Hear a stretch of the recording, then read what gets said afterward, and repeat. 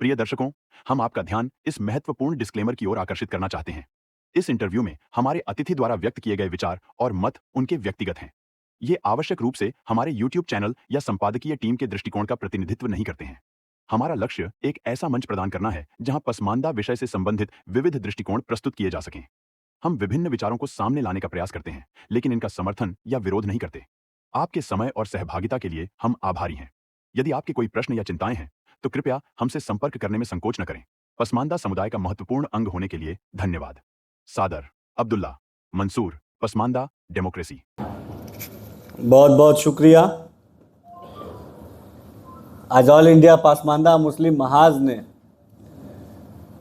जो जातिगत जनगणना के ऊपर हमारे पसमानदा समाज का, इस जातिगत जनगणना से हमारे पसमानदा समाज पे क्या प्रभाव पड़ेगा, इस बहुत दूरदर्शी विषय पे मुझे लगता है कि जब से ये जातिगत जनगणना की चर्चा हो रही है, अपने आप में देश में पहले तरीके का ऐसा सेमिनार है जो इतने दूरदर्शी विचार के साथ आया है। अगर दूरदृष्टि पसमानदा समाज के भीतर आ जाएगी तो निश्चित तौर पे जो हमारी लड़ाई है अपने उत्थान, अपने तरक्की की, उस लड़ाई में हम यकीनी तौर पे हम आगे बढ़ पाएंगे। इस सेमिनार में हमारे बीच में मंच पे हम सब के आदरणीय और अभिनव जिन्होंने बहुत सुंदर विचार दिए, और एक ऐसे सेमिनार में मुझे आना बहुत अच्छा लगता है क्योंकि हमें भी विचारों के, अच्छे विचारों की ज़रूरत होती है और अच्छे विचार ऐसे सेमिनारों में मिलते हैं। इन्हीं विचारों को हम ले जाके सरकारों में इम्प्लीमेंट करते हैं और विचार किसी के और के होते हैं और उस पर तारीफ जो है हमारे जैसे नेताओं की हो जाती है। यही यहाँ आने का फ़ायदा होता है। कर लेते हैं। लेकिन एक और इसमें नुकसान भी है कि इतने सारे बुद्धिजीवियों के बीच में जब हमारे जैसे राजनीतिक लोग आते हैं तो इतने अच्छे अच्छे विचार जब आप इस सेमिनार के अंदर, क्योंकि यहाँ तो असलियत सब कुछ जान रहा है कि विचार किसके हैं, बाहर निकल के भले हम लोग शेखी बगा रहे, तो हम लोग बड़े वो हो जाते हैं कि जब हम लोग को आखिरी में बोलने का मौका मिलता है तब तक इतनी अच्छी अच्छी बातें हो जाती हैं कि हमारे लिए बोलने के लिए बहुत विशेष बचता नहीं। लेकिन मैं ये मानता हूँ, बहुत पहले मैं मंच से स्वागत करूँ हमारे महेश चंद्र शर्मा जी के लिए। जोरदार तालियां हमें बजानी चाहिए। आज मैंने पहली बार आपको सुना आदरणीय महेश जी को, और 2-3 शब्द बहुत अच्छे लगे, और मैं, आप बुरा ना मानिएगा, उन शब्दों का इस्तेमाल मैं अलग अलग मंचों पे करूँगा। आपको कोट भले ना कर पाऊँ लेकिन इस्तेमाल देखिए, पसमानदा है, हम लोग दबे कुचले हैं, जहाँ जो मिलता है ले लेते हैं हम लोग। भाई हमारे सरपरस्त हैं, इनसे नहीं सीखेंगे तो किससे सीखेंगे? सही बात है। और हमारे बीच में हमारे शमीम अंसारी साहब, अफजल साहब, हमारे सिराज अंसारी साहब, हमारे फैयाज फैजी साहब, बड़े क्रांतिकारी भाई, बहुत अच्छा प्रेजेंटेशन दिया और कुछ शेर के ऊपर इन्होंने बहुत अच्छा उसको करेक्ट करके दिया, बड़ी अच्छी बात है जी। इसके अलावा हमारे साथ यहाँ पे मौजूद हमारे शारिक अदीब अंसारी साहब, मोहम्मद यूनुस साहब, शमीम अहमद साहब, हमारे अफजाल साहब, महेश, हमारे सिराज साहब, शाहिद जमाल साहब, रेहान असरारी साहब, अब्दुल्ला मंसूर साहब, शमीम अंसारी साहब, शाहीन अंसारी साहब, जो पसमानदा समाज के अच्छे एक्टिविस्ट हैं। सरकार ने इनको हज कमेटी का सदस्य भी बनाया है। ये अपने आप में बताने के लिए काफ़ी है कि जो आपकी मुहिम है, उस मुहिम की आवाज़ अब बड़े बड़े ऊंचे जगहों तक पहुंच रही है। हमारे कामरान साहब, जितने भी हमारे साथी यहाँ हैं, मैं बहुत तहे दिल से आप सबका बहुत शुक्रिया अदा करता हूँ। ये अपने मेरा जामिया मिलिया, मैं चूँकि छात्र नेता भी रहा, मैं कई सारी यूनिवर्सिटीज़ में मैं गया, लेकिन जामिया मिलिया आने का मेरा पहला ये मौका है। इसके लिए मैं शुक्रिया अदा करूँगा हमारे पसमानदा मुस्लिम महाज का, जिन्होंने मुझे यहाँ बुलाया। मेरा ये मानना है, बहुत सारी थॉट बहुत लंबे समय तक चल रही है, अब इसके बाद एक और सेशन चलेगा। मेरा ये मानना है कि मैं एज अ स्पीकर यहाँ खड़ा हूँ, तो मुझे लगता है कि मेरी जो जिम्मेदारी आज के डेट में पसमानदा समाज ने इस नौजवान पे भरोसा करके इसके कंधे पे एक जो जिम्मेदारी दी है, वो जिम्मेदारी मुझे क्या लगती है, मेरी जिम्मेदारी मुझे ये लगती है कि मैं सेमिनार्स में भाषण कम करूं और सेमिनार्स में जो चीज़ें फिल्टर होकर निकल के आ रही हैं उन चीज़ों का इम्प्लीमेंटेशन कैसे करूं, तब मैं अपने जिम्मेदारी को पूरा करूंगा। क्योंकि देखिए, चर्चाएं बहुत ज़रूरी है, चर्चाओं का होना बहुत ज़रूरी है, लेकिन चर्चाओं का अमल होना भी उतना ही ज़रूरी है। मुझे लगता है कि अमल वाला पार्ट जो मेरे हिस्से आपने दिया है उस पर मैं बखूबी ईमानदारी से काम कर सकूं, ये मेरी बड़ी ईमानदारी से कोशिश रहती है। क्योंकि बहुत यंग एज में उत्तर प्रदेश जैसा एक बड़ा सूबा जो अपने आप में कई देशों से बड़ा है, उस उत्तर प्रदेश का आप सबकी ताकत से मैं मंत्री बना हूँ। मैं कहता हूँ कि अगर मैं मंत्री बना हूँ तो ये पासमानदा समाज की ताकत से बना हूँ। देखिए, आदमी राजनीति में संघर्ष करता है तो बहुत संघर्ष करता है आदमी राजनीति में, तो प्रधान बन जाता है, बहुत खुशकिस्मत होता है, भगवान ऊपर वाला अल्लाह कुछ मानता है, तो और संघर्ष करता है तो उसके और ऊपर जाता है, जिला पंचायत अध्यक्ष होता है, सदस्य हो जाता है, और जिसकी किस्मत अच्छी होती है वो विधायक बन जाता है। जिसकी किस्मत सबसे अच्छी होती है, एकदम बढ़िया, जो ऊपर वाला खुदा जब खुश होगा उस समय कुछ किस्मत लिख रहा होगा तो आदमी मंत्री बन जाता है। लेकिन मंत्री बनने के बाद लोग कहते हैं कि अब मंत्री बन गया, सेटल हो गया। लोग अमूमन यही कहते हैं कि मंत्री बन गया, सेटल हो गया, अब राजकाज करेगा, मलाई काटेगा। लेकिन इस सेमिनार में एक नारा लग रहा है कि दानिश तुम संघर्ष करो, हम तुम्हारे साथ हैं। ये बताने के लिए काफ़ी है कि मुझे आराम करने के लिए मंत्री नहीं बनाया गया, पासमानदा के संघर्ष के लिए मंत्री बनाया गया। तो जब मैं किसी में भी जाता हूँ, किसी सेमिनार में मैं वही बता कि मैं यहाँ पे सत्ता का सुख हासिल करने के लिए मंत्री नहीं बना, इस पासमानदा समाज के संघर्ष करने के लिए मंत्री बना हूं। और इस बात को मैं बखूबी जानता हूं, समझता हूं। इसीलिए मेरे हर सेमिनार में नारा जरूर लगता है कि दानिश तुम संघर्ष करो, हम तुम्हारे साथ हैं। अमून ये नारा तब लगता है जब आदमी चुनाव लड़ रहा होता है या जब आदमी विपक्ष में होता हो। मैं पक्ष का पहला ऐसा नेता हूं जिसके लिए संघर्ष करो का नारा लग रहा है, क्योंकि बहुत संघर्ष करना है। पासमानदा समाज की एक लंबी लड़ाई। मैं तो बहुत नौजवान हूँ, मैं बार बार कहता हूँ, मैं अपने देखिए बहुत न्यूट्रल होकर अपनी बातें बताता हूँ कि मैं तो बहुत नौजवानी की उम्र में मुझे आप सबकी ताकत से ये ओहदा मिला है। और ये ओहदा मिला है मुझे सुख संपत्ति धन और ये सब हासिल करने के लिए नहीं। ये जो ओहदा मुझे मिला है वो ओहदा इसलिए मिला है कि पासमानदा समाज की जो आवाज़ है, पासमानदा समाज की जो ज़रूरत है, पासमानदा समाज की जो हसरत है, उस हसरत, उस आवाज़ को और बुलंद करने के लिए मुझे मौका मिला है। मैं अपने आप को बहुत खुशनसीब समझता हूँ कि ऐसे समय मुझे मौका मिला है कि जब आज पासमानदा समाज की आवाज़ को बुलंद करने के लिए हमारे प्रधानमंत्री जी ने भी खुले मंच से और खुले मन से, देखिए दो बात होती है, खुले मन से तो बहुत सारे लोग बोल देते हैं, लेकिन खुले मन से अगर किसी ने बोला, इस आज़ाद भारत में पहली बार अगर किसी ने बोला तो प्रधानमंत्री नरेंद्र मोदी जी ने बोला। ये बहुत बड़ी बात है। और उसको पूरा करने के लिए उन्होंने किसे चुना? उत्तर प्रदेश। हम दिल्ली बैठे, यहाँ से 1000 किलोमीटर दूर है उत्तर प्रदेश में बलिया जिले से भी कई किलोमीटर दूर एक गांव है, पायल गांव। वहाँ एक आम परिवार में, एक पासमानदा परिवार में एक बच्चा पैदा होता है।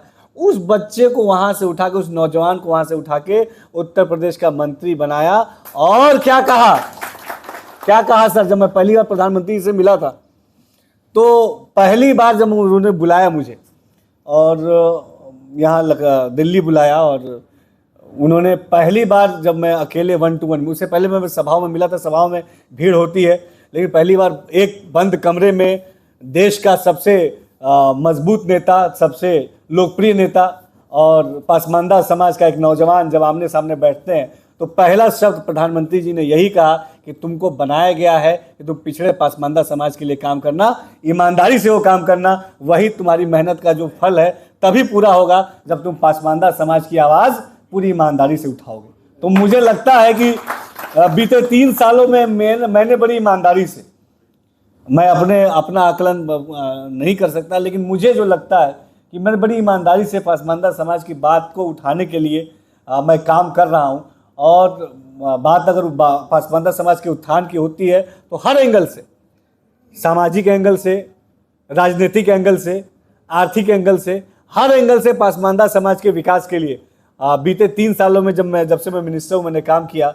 पहली बार ऐसा हुआ, मैं जिस पार्टी में हूँ पहली बार ऐसा हुआ, 22 में मैं मंत्री बना, 23 में मैं माननीय मुख्यमंत्री जी से, प्रधानमंत्री जी से, हमारे माननीय अमित शाह जी से, हमारे माननीय संगठन महामंत्री जी से सबसे बात करके पहली बार निकाय चुनाव में ऑर्गेनाइज तरीके से भारतीय जनता पार्टी ने मुस्लिम पासमानदा समाज को बड़ी संख्या में टिकट दिया और उसमें बड़ी संख्या में जीत के भी लोग आए। लगभग हमारे 12 ऐसे चेयरमैन हैं जो वहाँ से निकाय चुनाव जीते और 80 से ज़्यादा हमारे सभासद पार्षद हैं जिन्होंने निकाय चुनाव में भारतीय जनता पार्टी के टिकट पे जीत हासिल की और आज वो अपने अपने क्षेत्र में माइनॉरिटीज़ के लिए, पासमानदा समाज के विकास के लिए काम कर रहे हैं। सहारनपुर से लेके बलिया तक मैंने काम किया। ये काम कांग्रेस पार्टी और समाजवादी पार्टी ने नहीं किया, इसीलिए उनका लीडरशिप की कमी है, लेकिन ये काम एक पार्टी ने किया। इस पार्टी का भी मैं इस मंच की तरफ से आभार व्यक्त करता हूँ।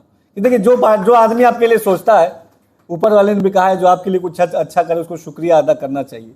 तो बीइंग अ पासमानदा, बीइंग अ मुस्लिम नौजवान, मुझे लगता है कि अगर मुझे बीजेपी ने ऐसा मौका दिया है तो हमें सबको भी उसका शुक्रिया एटलीस्ट अदा करना चाहिए और लड़ाई लड़नी चाहिए। लड़ाई लड़नी है, मैं आपको क्या बताऊं, लड़ाई लड़नी है। ये अभी शुरुआत है। ये दानिश आज़ाद अंसारी ये आखिरी कदम नहीं है। दानिश आज़ाद अंसारी एक पहला कदम है। ये पासमानदा समाज के विकास के लिए एक दरवाजा खुला है और इंशाअल्लाह अगर आप सबकी ताकत हमें मिलेगी तो इस दरवाजे को कभी बंद नहीं होने दिया जाएगा। क्योंकि देखिए, मैंने बहुत नीचे से सफ़र किया है सर, और बहुत नीचे से सफ़र करके हम लोग छात्र जीवन में थे, छात्र राजनीति में थे, हम लोग पास पैसे नहीं हुआ करते थे और 10-10 रुपये बहुत मुश्किल से इकट्ठा होते थे। सही बात है, कोई ऐसी बात नहीं है कि मंच पे खड़ा होता है आदमी और ज़बरदस्ती बताता है। हमने बहुत संघर्ष किया, हमने वाकई जो है अपने सर्वाइवल के लिए संघर्ष किया। क्योंकि जब हम हायर स्टडीज़ के लिए लखनऊ यूनिवर्सिटी में हमारा एडमिशन हुआ, ग्रेजुएशन पोस्ट ग्रेजुएशन करने जब हम आए, तो हमारी एक ही लड़ाई थी कि हमें कैसे बने रहना है। देखिए, जब आप बने रहेंगे तभी आप आगे बढ़ पाएंगे। बहुत सारे ऐसे मौके आए, बहुत सारे ऐसे समय आया जब हिम्मत ने जवाब दे दिया। लखनऊ जब हम पढ़ते थे, रहने के पैसे नहीं होते थे, छात्र राजनीति हम लोग करते थे, बहुत सारे लोग हमारे साथ रहते थे, उनके सर्वाइवल के लिए बड़ा हमने संघर्ष किया और एक एक सीढ़ी, एक एक कदम तय करते हुए हम यहाँ तक पहुँचे आप सबकी दुआओं की वजह से। और अभी बहुत लंबा सफ़र तय करना है और मुझे लगता है कि पासमानदा समाज के विकास के लिए ईमानदारी से काम करने का ये सबसे मुफीद समय है, ये सबसे अच्छा समय है। लेकिन मैं एक चीज़ केवल कहता हूँ, मैं कहता हूँ कि अगर हमें ये मौका मिला है तो बड़ी बुद्धिमानी से इस मौके का अपने पासमानदा समाज के लिए इस्तेमाल करना, बहुत ईमानदारी और बुद्धिमानी से। हमें ये जरूरी है देखना कि पासमानदा समाज के जो विकास की लंबी लड़ाई हम लड़ रहे हैं, कहीं ना कहीं आज भी पासमानदा समाज के विकास की लड़ाई तो तब से लड़ी जा रही है, देश की आज़ादी से पहले से लेकर आज़ादी के बाद तक और अब तक पासमानदा समाज के विकास की लड़ाई लड़ी जा रही है। और अब ये समय है कि हमको आगे बढ़ के, मुझे जो लगता है कि वर्तमान की जो केंद्र की सरकार है, प्रदेश की सरकार है, वो बहुत ज़्यादा फेवरेबल है पासमानदा समाज के विकास के लिए। ये एक अच्छा मौका है, एक अच्छा समय है। मुझे ये लगता है कि एक अच्छी अपॉर्चुनिटी है, क्योंकि आज देश में एक ऐसी सरकार है जो पासमानदा समाज के विकास के लिए काम करना चाहती है।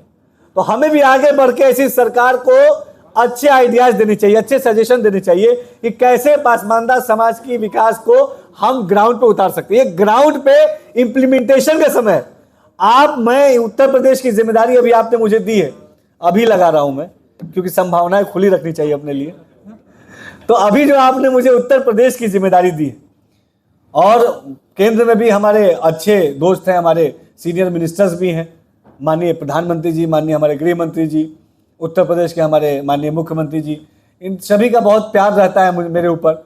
और मैं बहुत एनर्जेटिकली जो है पासमानदा समाज के विकास के लिए ठोस रूप से ग्राउंड पे काम करना चाहता हूँ।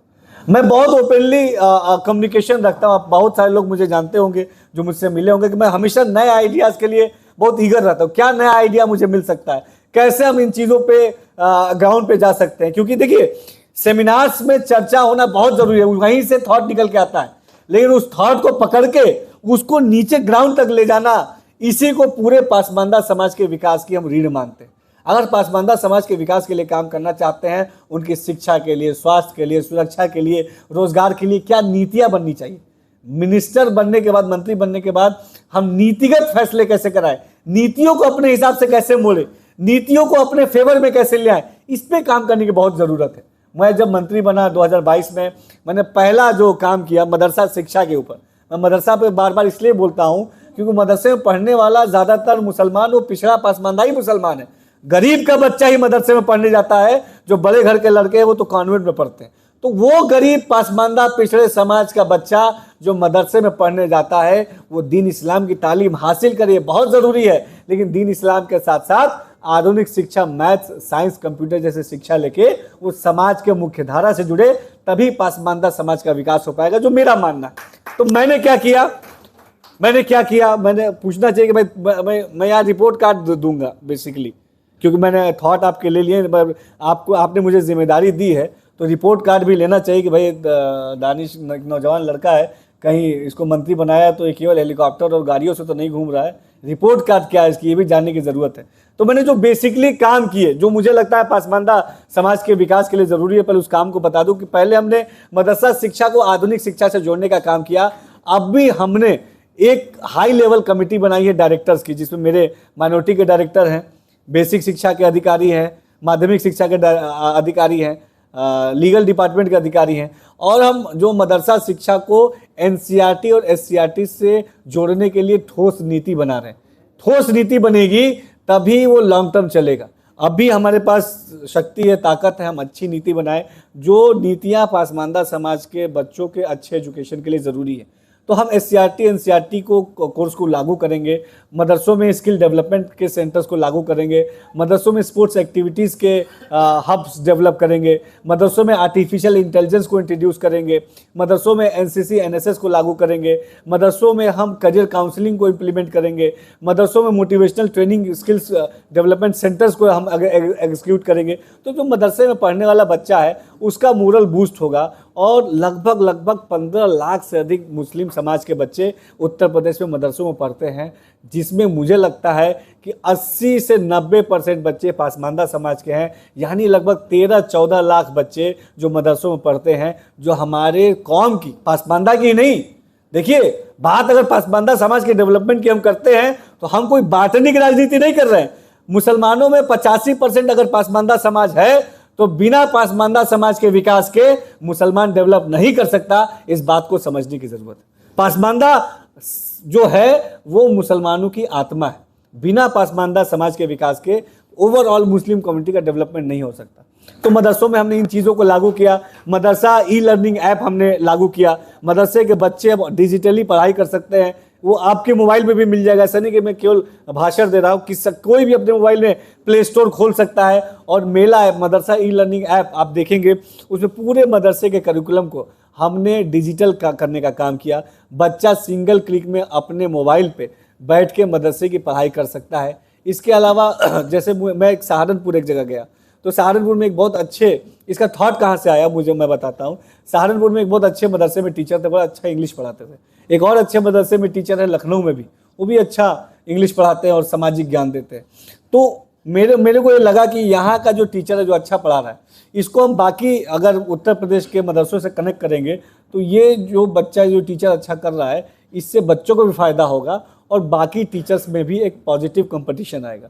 तो मदरसा ई लर्निंग ऐप में, मेला ऐप में हमने लाइव क्लासेस की व्यवस्था की। जो टीचर अच्छा कर रहे हैं उन टीचर्स को मदरसा ई लर्निंग ऐप में हमने इनरोल कराया, और उनके क्लासेस भी लाइव बच्चे वहाँ पे पढ़ सकते हैं, देख सकते हैं। दूसरा हमने क्या किया सर, कि उत्तर प्रदेश में हमारा ही बोर्ड, एकलौता बोर्ड है जिसने उपाय UPAI, Uttar Pradesh artificial intelligence website, ये भी आपके मोबाइल पे मिल जाएगा। ये जितनी सारी चीज़ें की प्रैक्टिकली चल रही हैं।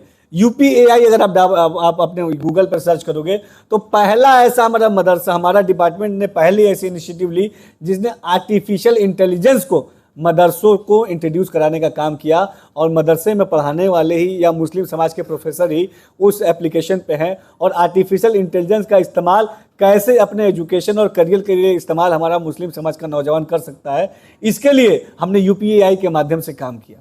इसके अलावा हमने मदरसा को मॉडर्नाइज करने के लिए हमने वहाँ पे SCRT NCRT को तो लागू किया ही, आने वाले दिनों में हम कंप्यूटर लैब्स के भी डेवलपमेंट का काम मदरसों में करने जा रहे हैं। हम मदरसों में एक इंटर स्कूल कंपटीशन भी, मदरसे के बच्चे CBSE और ICSE के बच्चों के साथ भी मिलके एक उनके साथ घुल मिल के उनके कल्चर को समझें, उनके पैटर्न को समझें, ताकि उनके अंदर एक पॉजिटिव कंपटीशन का भाव आए। इसको हम डेवलप करने जा रहे हैं। मुस्लिम महिलाओं को, देखिए क्या होता है, कोई भी समाज तब तक आगे नहीं जा सकता जब तक कि उस समाज की महिलाओं को समान अवसर उपलब्ध ना हो। बिना महिलाओं को आगे बढ़ाए कोई भी समाज आगे नहीं बढ़ सकता। तो इसको देखते हुए हमारी जो मुस्लिम महिलाएं, खासतौर पर पासमानदा महिलाएं हैं, जो ट्रिपल तलाक के पीड़ित से हमारी बहनें, उनके अपलिफ्टमेंट के लिए हमने एक प्रोग्राम की शुरुआत की है, UPMG, upliftment programme for minority girls.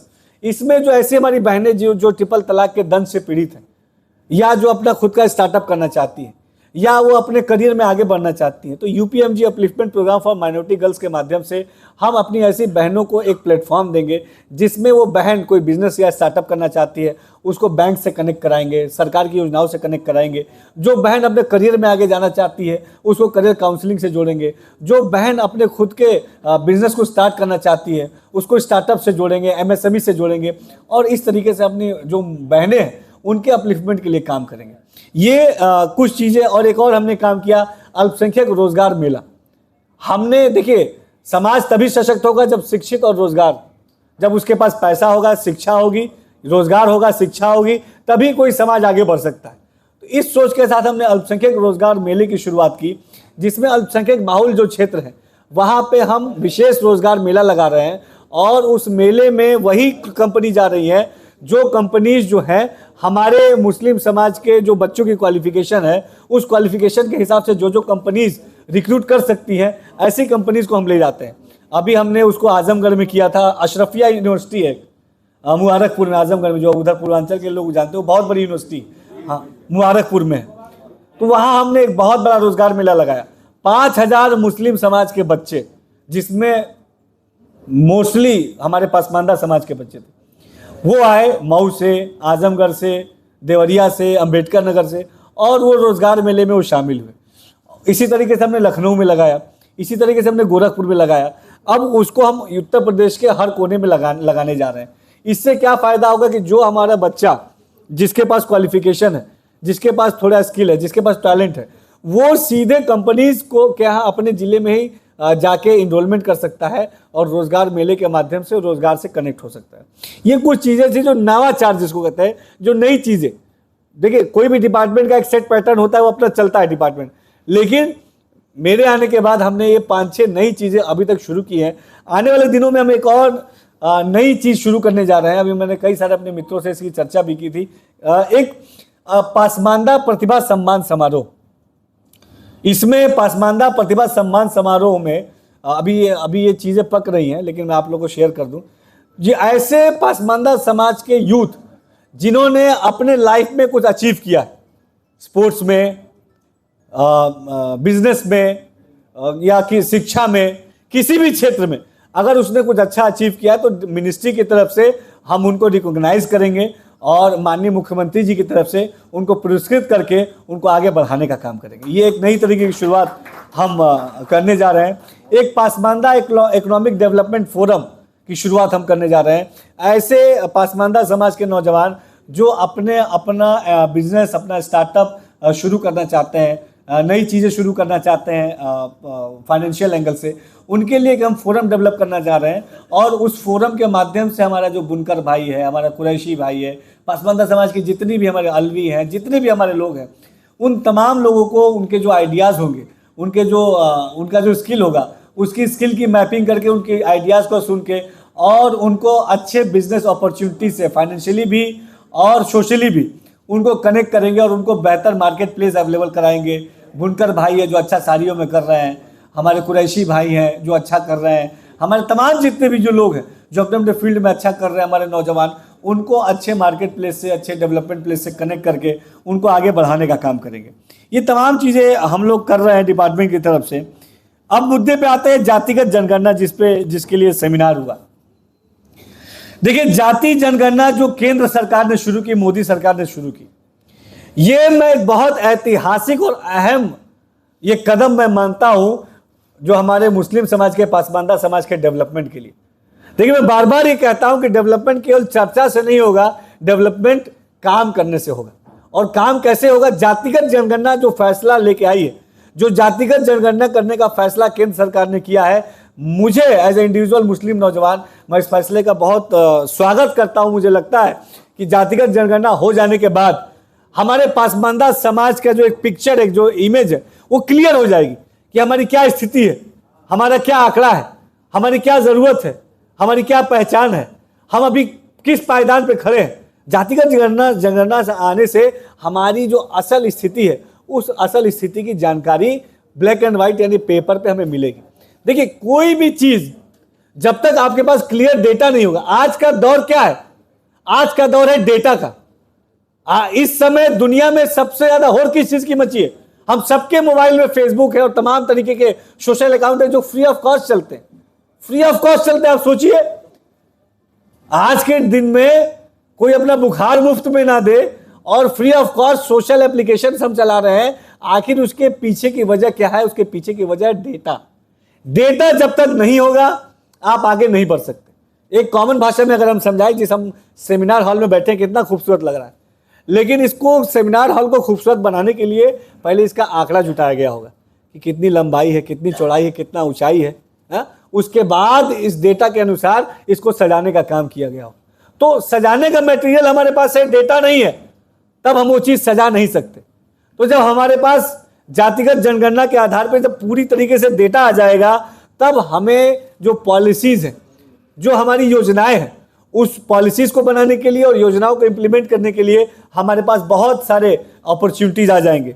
हमारे जो पॉलिटिकल रिप्रेजेंटेशन है उसको बढ़ाने का हमें मौका मिलेगा, हमें रोजगार में आगे बढ़ने का मौका मिलेगा, हमें बिजनेस में आगे बढ़ने का मौका मिलेगा, सामाजिक न्याय में हमारी मजबूती होगी और जो हमारी स्थिति है उसके सुधार के एक सकारात्मक अवसर हमें मिलेंगे। तो मुझे लगता है कि जातिगत जनगणना से हमारे पासमानदा समाज को बहुत ज़्यादा अच्छा फायदा लाभ होने वाला है और हम आगे बढ़ के अपने पासमानदा समाज के विकास के लिए क्या क्या चीज़ ज़रूरी कर सकते हैं, इन तमाम चीज़ों पे जो आज चर्चा हुई है, मैं बहुत आभार व्यक्त करता हूँ। तो वह हमारे जितने भी स्पोक्स पर्सन थे जिन्होंने बताया है, और मुझे लगता है कि आज यहाँ से जो रोशनी, एक नई रोशनी मुझे मिलेगी, इससे मुझे काम करने में आगे और अच्छा करने में बहुत हेल्प मिलेगी।